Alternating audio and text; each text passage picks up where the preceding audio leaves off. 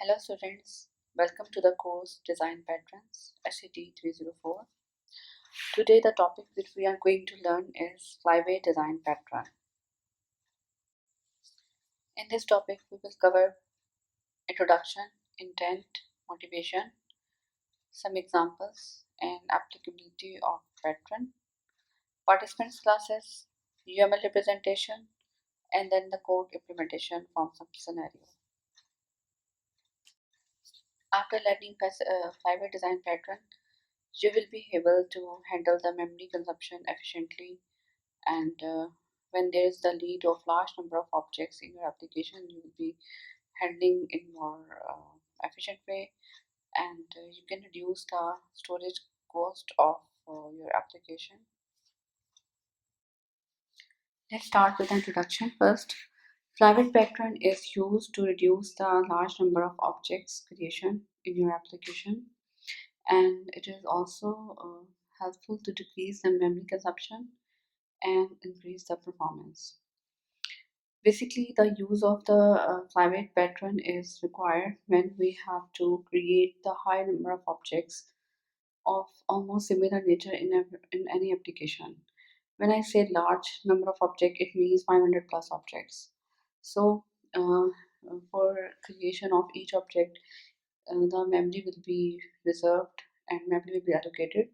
So, private pattern is used when we need to create a lot of objects for a class. Since every object consumes memory space, that can be crucial for low memory devices, especially for mobile devices, because we know that the storage or the capacity is limited for mobile devices or embedded system. So this pattern can be applied to reduce the load on memory by sharing the objects.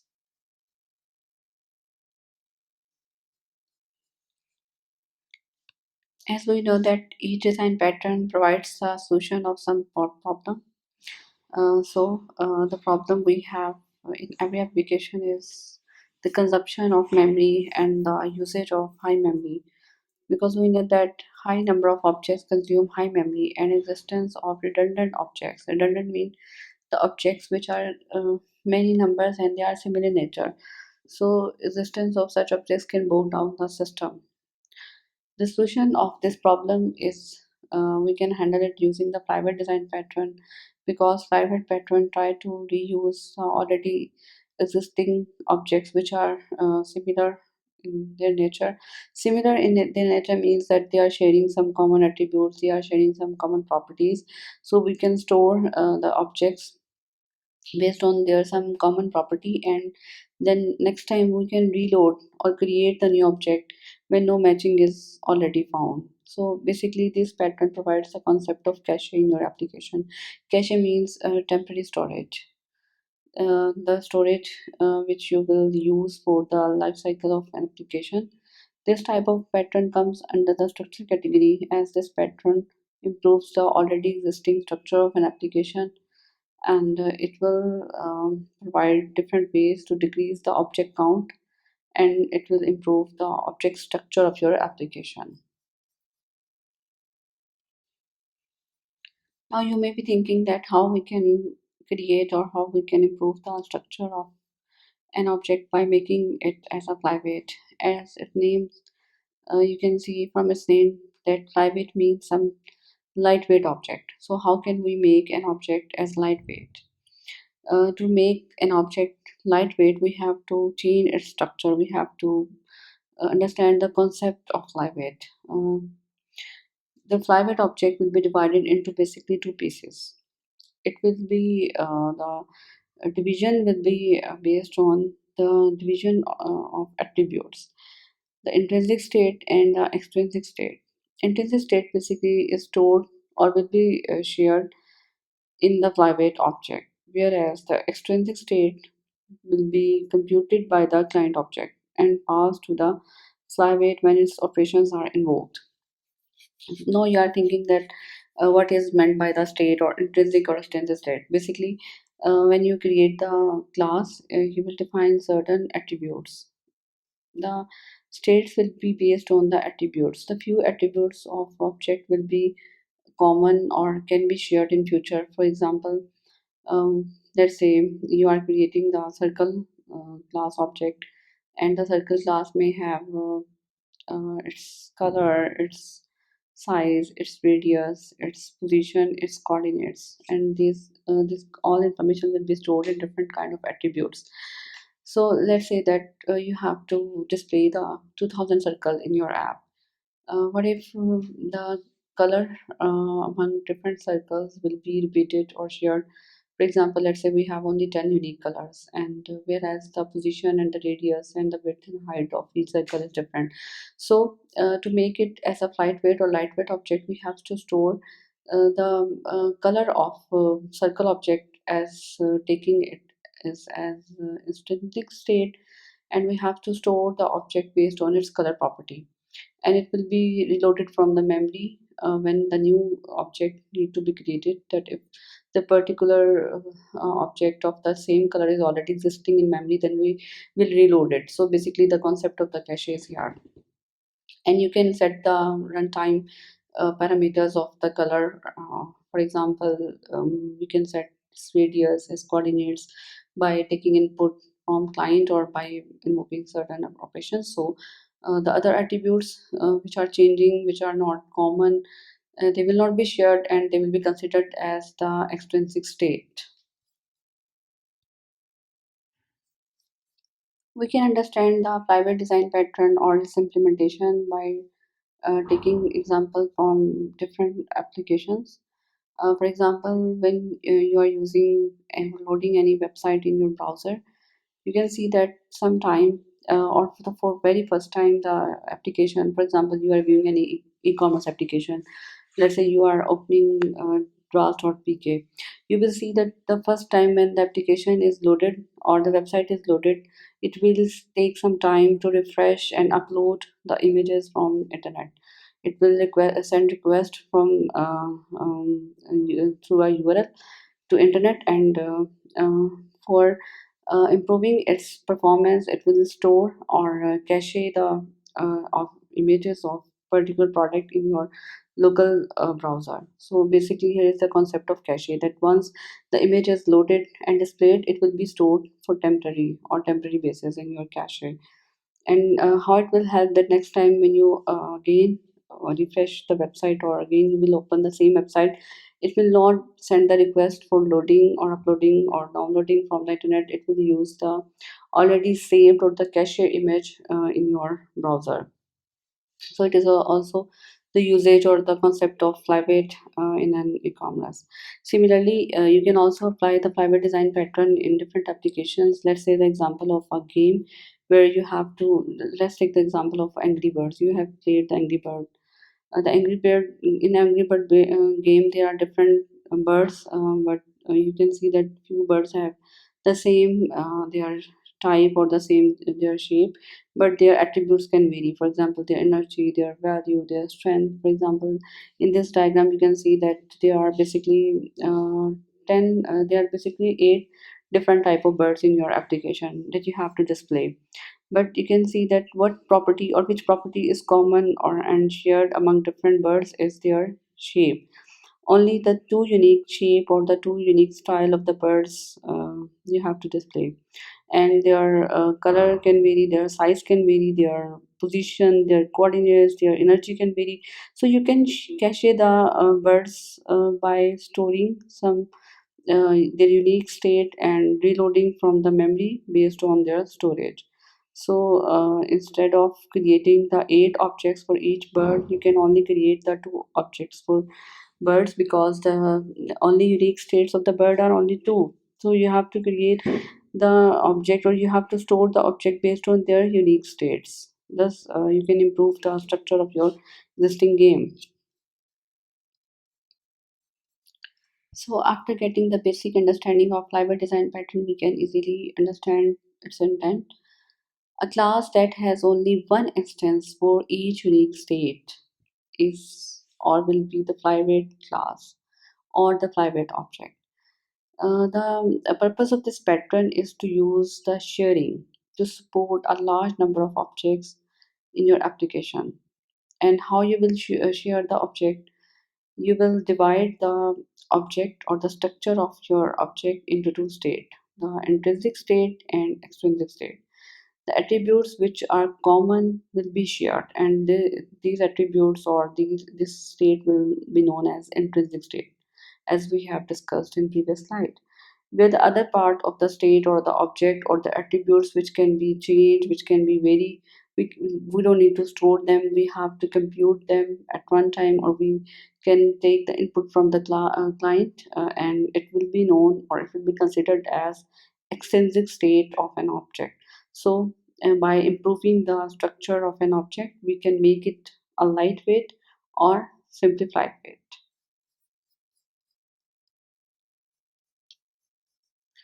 So we can see different examples. The one another example is, let's say you are going to design an application to map the galaxy system from this universe, and you know that there are thousands of and millions of stars in your galaxy system. Let's say you have to display the position, the shape, the color of each star, and to display it, the every star, think that how much object you have to create it, because I'm saying that there are hundred to millions number of stars. So you have to create the object for each star, and by creating the different object, it will consume a lot of memory. So we can improve, or we can use the flyweight design pattern in this particular situation. Let's say that we are given with this information that there could be only or maximum 10 main types of star. It means that we have 10 unique shape, unique types of the star. So it can be oval, it can be diagonal, rectangle, or whatever. So the information that we have, that there are only 10 main types of unique type of star. So the solution can be made by taking the star class as a flyweight object or flyweight class. We can store the shape or the type of 10 unique stars by taking its shape as an intrinsic property, and we know that the each location of each star will be different, because in galaxy system the coordinates of each star is different, and they have to be placed at different uh, location. So we can take it as an extrinsic property. So the idea behind of its implementation will be that we have to create only 10 objects, because we are storing the types of the star based on its unique numbers, which are only 10. So we have to create only 10 objects. And the location or the coordinates will be computed at runtime, which will be the extrinsic property. This is really handy with the video games and the graphic application, especially on mobile devices, because the memory is more critical and concerned in our smart devices. Similarly, consider another example of a game of a war where there is a large number of soldier objects that you have to display in your application, and to display or handle the number of soldiers, you have to create separate object for each soldier. So the soldier object maintain the graphical representation, for example, different soldier behavior and attributes such as its physical appearance, its color, its firing weapon, its energy, its health, and the location on the bar. So creating a large number of soldier objects is really the necessity of this game.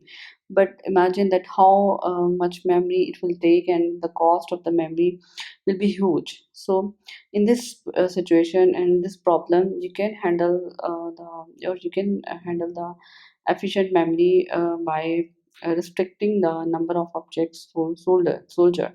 How you can do that? You can create the soldier uh, based on their unique state, and reuse them after saving into the memory or cache the soldier object.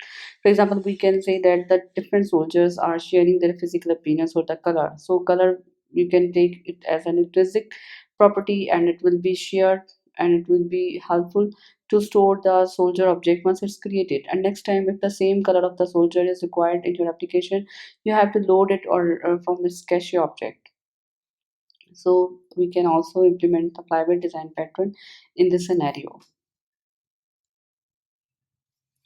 As in this diagram, you are seeing that two different kind of soldiers, but let's say the number of soldiers that you have to display in your application is a thousand or hundred. So, but the common and the unique state is only two.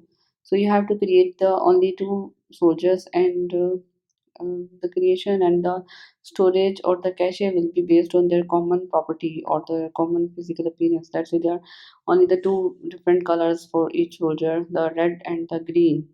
And this is the property or the color attribute which the thousand soldiers are sharing. So you can store the soldier object based on their color and reuse from the cache based on this property, whereas the other attributes or the information of the soldier, such as its physical health, its appearance, its weapon, its energy level, it can be computed or it can be assigned at one time as the extrinsic property. Just like this example of Word document and storing the characters, document, we can see that java.lang.string API or this library, you might already use that. It is also already implementing the Flyweight pattern because it have different objects based on its characters. All strings are stored in the string pool, and if we need a string with a certain context, then runtime return the reference to already existing string constant from the pool if it's available, and if it's not available, it is stored or it is handling its cache mechanism. So we can see that there are motivations behind of using this pattern by realizing the different problems in different scenarios in previous slides. We have to use the private design pattern when we need the large and the huge number of similar kind of objects. Similar kind of objects means that the objects that are unique in terms of only a few parameters or attributes, and most of the attributes or the information are common in general.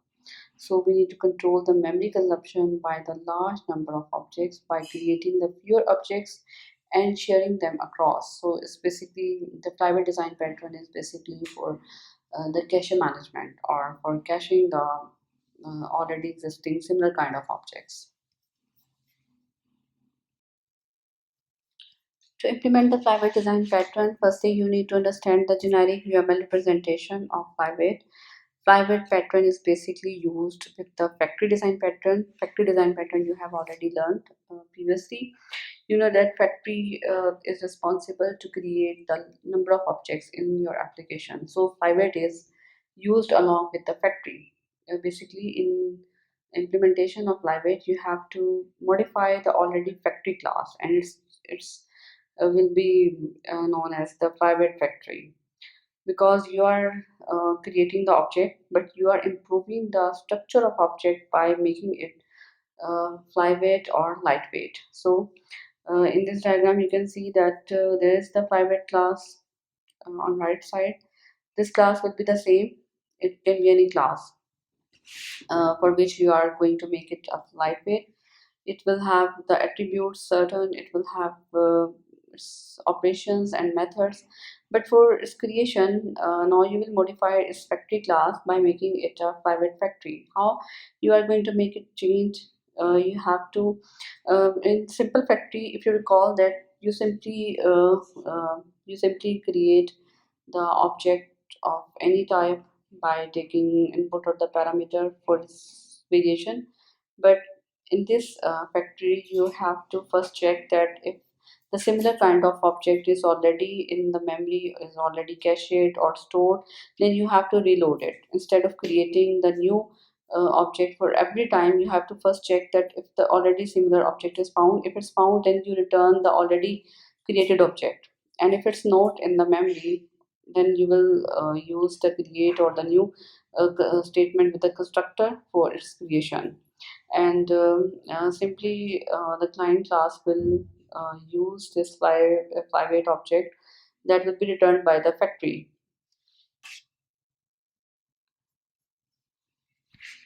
For its implementation, let's take the example of a drawing application.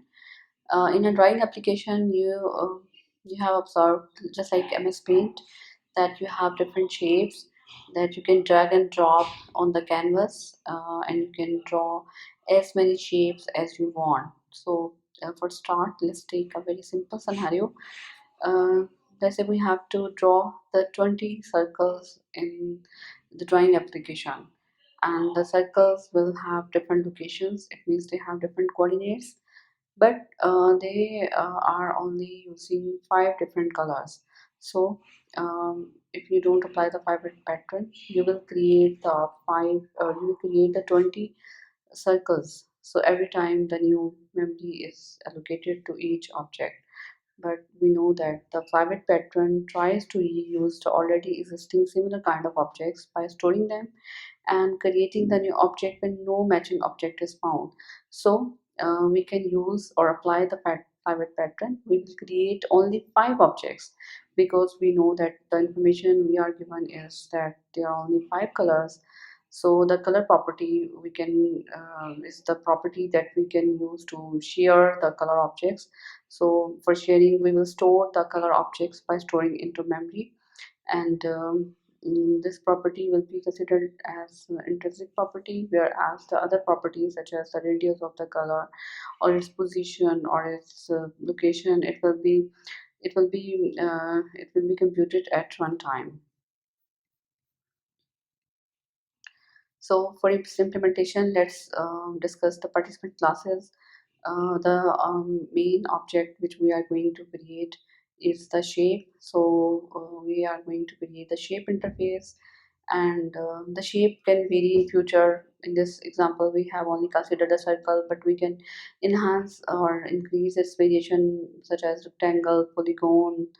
Similarly, so we will make it or declare it as a shape interface, and the concrete class will be the circle that we will implement from its interface. And for the creation of the color, for the creation of the circle object, we have already studied that we will use a factory pattern, and there will be a factory class. But in this case, the object is shape, so the shape factory is the modified version of the already simple factory. It will be a kind of private factory.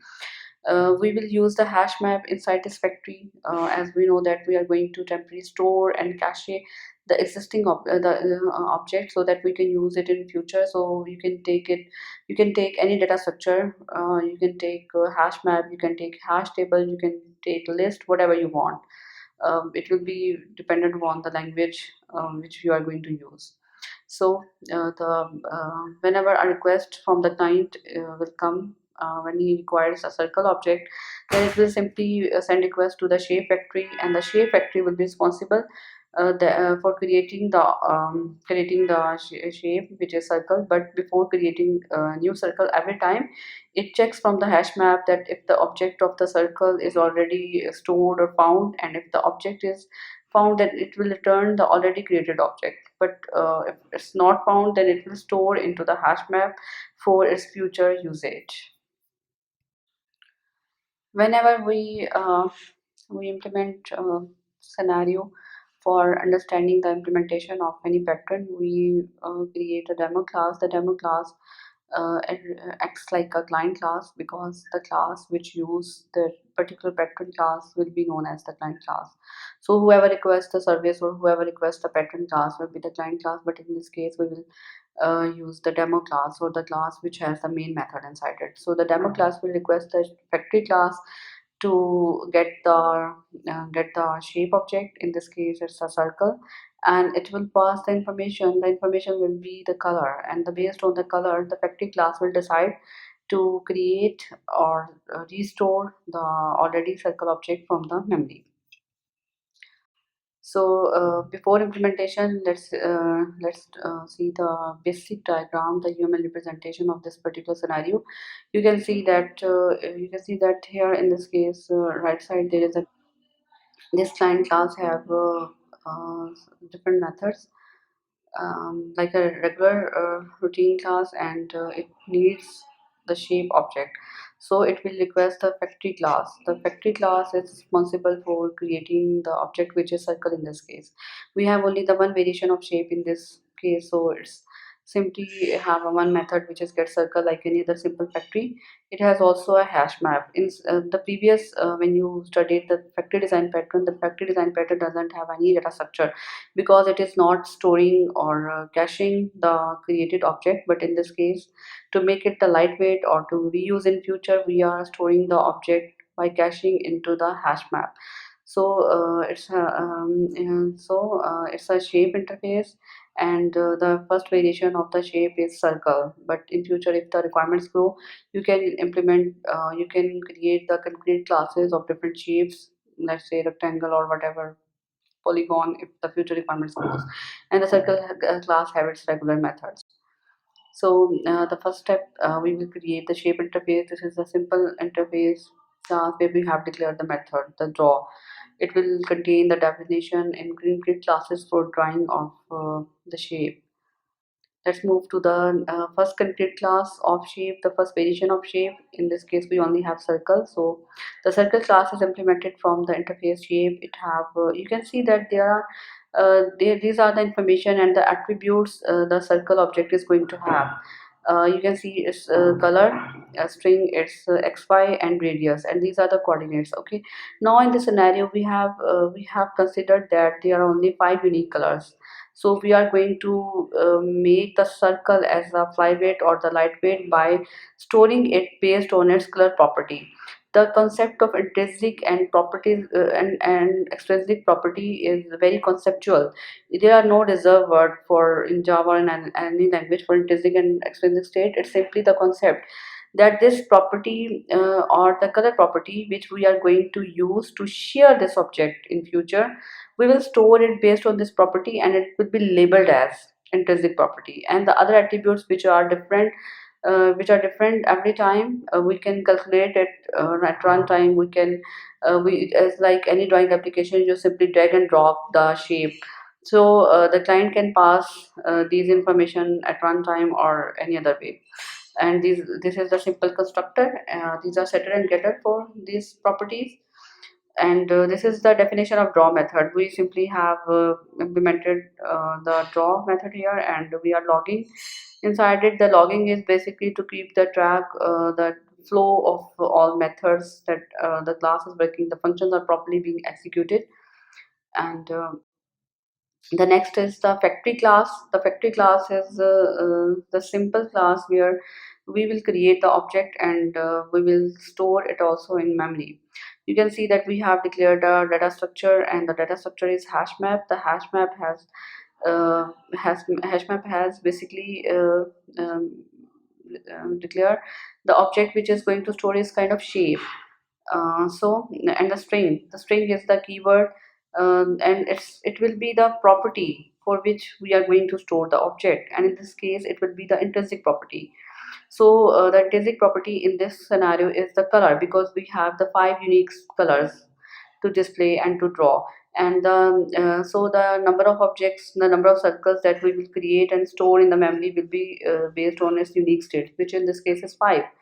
So the get circle method is we are going to provide that when the client passes the color, it will create the object, the circle based on its color. So whenever the color is passed, it's simply declaring the shape kind of object which is circle. And before creating, it is checking from the already hash map that if the this kind of object is already stored or found in memory by passing its color. If the already this object based on this color is stored, then it will return that object. If not, then it will return simply null. So for very first time, this condition will be true for each color, each unique state. It will come to this condition. So first time, for every color, let's say it passes red, the hash map is empty, so it will be, this condition will be executed, and the new circle is created. And we are passing the color, which is in this case is red or green, and simply you are putting that color object inside this data structure based on its intrinsic property, which is color. Okay, and you are passing the reference of this created object, and then simply SOP to display the flow, and this function is returning the created object. And next time, let's say first time that color circle is created and stored in memory, the next time, let's say the same color request is passed, then this condition will not be true. The already, because in this statement the hash map is already checking that if the same color circle is already in memory and it's returning, so it will not be executed, and it's loading from the memory and it's returning. Similarly, now we will see that how the client will simply request a shape factory class. We are going to display 20 circles, we can display 2000 circles, we can display 20,000 circles, but the number of objects, instead of creating 20,000 or 2000, we will simply create the 5 circles, and it will be used based on these colors, because the uniqueness of color objects is their color, that only the 5 different colors are being used among all the circles. So we will create the 5 circles based on their colors, and this is the intrinsic property. And the intrinsic information, this is a loop just to randomly create the different circles and display. In this condition, we are every time the color is passed to the circle object, it simply passes the color information to the factory to check if the already existing circle is found with the same color. If it's found, then it's returning or loading from the memory and it's being already cached. And these parameters will be considered as extrinsic state, because we know that this information is changed every time, so we can pass it at runtime. We are using the random functions to pass it as runtime, but we can also request the client to pass it. So these attributes, these information is the extrinsic information, or is the extrinsic property, because it has nothing to do with the storage of this circle or the shape object. The only property which is going to helpful for the storage of circle object is its color. So the color is used to cache the circle object, and it is also used to reload it from the memory once there is a requirement in future. So these are the random methods. They are nothing to do with the pattern, but they are just for its implementation. When you run the code, by seeing the output, the line of code that we are using to display simply show the flow of your application. We can see that once the let's say for the first time the black circle is required, then it's creating the effective class is creating the circle, and the drawing method is being called again and again, and these are the other information. The next time the request is the green color, the same drawing method is called. The next time there is the color request of white circle, and the drawing method is called. And the similarly, the next time the red circle, and the drawing method is called. But next time, if the same color that which is already being used to create the circle object, if passed like green, then you can see that this creating statement is hidden. Why it's hidden? Because the flow is not in this method, because it's already been created. So the factory class is reloading the circle object based on its property. But you can see that these information, the radius and the positions, are every time setting and the change. So these are the extrinsic properties of the Flyweight object, and these are the intrinsic state, which is color. So we can see that how we have made this circle object as lightweight. You can see through this output overall that once the circle object with the same color is created, then it will be restored in future use. So if you create 20 or 2000 different circles, only the number of objects that we have created in the memory is only 5. So check how the issue of large or the huge number of objects storage in memory, we have handled it by making the object structure lightweight by implementing it the Flyweight pattern.